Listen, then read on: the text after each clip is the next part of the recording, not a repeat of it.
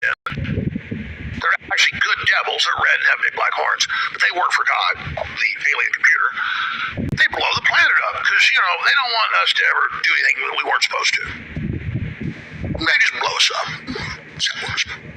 And that's the plan. If you really said the globalists is blow the planet up. A lot of their top philosophers say they want to go unwilling and being God, and when they're done with us, they're going to blow the planet up. So that's their religion. Your car's no longer a sanctuary, it's a surveillance tool. Oh, Newsweek just told us. Oh my goodness. Almost like Alex Jones was right. So, and it's not just the NSA, it's all these big companies are all branches of the same corporate global governmental system. And so, all of these are Trojan horses, all of these are there to attack you, all of these are spying on you.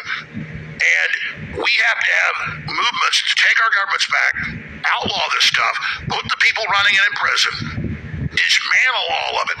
But instead, we're just told AI is invincible, it's the future, it's going to take over, it's going to take most of your jobs because it's being designed to. Oh, you can't, at an old airport, put up some tents and hold illegal aliens for a few days before they get deported because they'll be runoff from the car motor oil and the alligators will have tummy aches. That was the big thing for the press conference today. But boy, we can build 1,000 nuclear reactors in everybody's neighborhood for AI.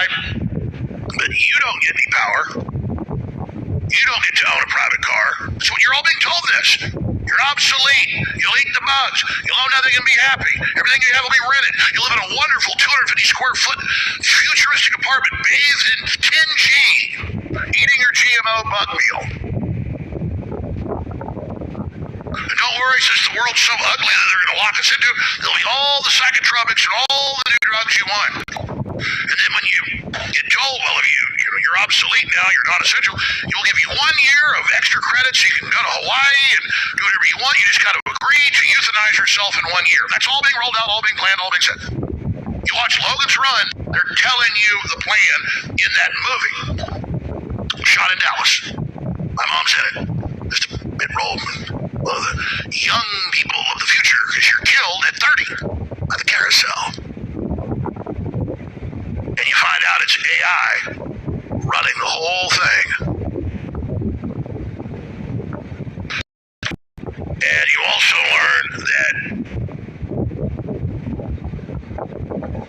they ran out of the factory that's built into the mountains where they were producing the food of the future in these vats. And so you find the people being killed by carousel are what's being fed to everybody. So it's again Soylent Green, which is also meant to pre-program you and believe the Earth's going to be gone by, when's the movie set? 2024. Now, does the Earth really look like that in 2024? No. But they did a global lockdown to collapse the third world and flood us with them. They defunded the police to make it look really bad. They told the homeless it's free money, do whatever you want. They let everybody throw garbage everywhere and crime run wild to make you demoralize you, to make it look like Soylent Green, to tell you there's no future, to tell you you're killing the Earth, you're bad.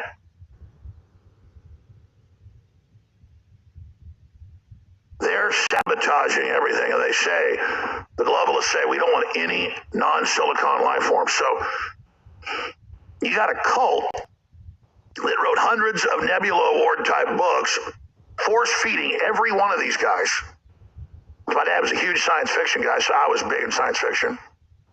And I remember I was reading like adult science fiction when I was like 7. And I remember going, wait a minute, I'm reading these adult books about politics and things and history until I was about 10, and it's everything I'm seeing in the science fiction book. Oh, they're programming me. And later we learned that that's admitted they did that. So, and now they're setting up the euthanasia centers. Now they've legalized cannibalism, grinding up humans, putting it on crops. Now they got the suicide pods everywhere. Now the government says, we're going to decide when you die. Now euthanasia is when the government kills you. They want to make it so dystopic in your little 50-minute city that you opt into being euthanized. But of course, you really get euthanized when you go take your little COVID shot. It takes a little bit longer than you know. And then you get cancer, and that's the new Pfizer business model. They said the cancer is going to explode. They said, the first year of the COVID show, they said, actually, our growth thing to our shareholders, I play the clips, Albert Bourla said, he said, it's not going to be vaccines like you think, though that'll be a growth market. He said, no, we believe cancer is going to expand by 5-fold. And boy, did it. Funny. And all these top scientists that formerly worked there, like their chief scientist, Dr. Michael, before they gave the shot, said this will give you turbo cancer. So it kills a certain number, and cardiac arrest and all the rest of it right away, and attacks the ovaries and testicles. It's a very loving weapon, very versatile. Then they have shows like Utopia that came out the year before COVID, that was made a decade before in England, a remake in the U.S., and it's all about, the shot just sterilizes a couple generations lower fertility. And everybody goes, and they agree with the scientists at the end. Well, it's like, so they were kind of letting the in crowd, hey, it's just a steroid, just so we, get rid of most people. But it's not. It's also a mutagen and a cancer causer.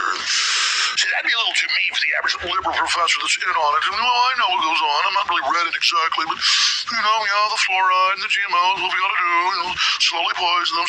But they're all very careful about what they eat, doing everything. But then, we wouldn't give people shots to give them heart attacks or cancer.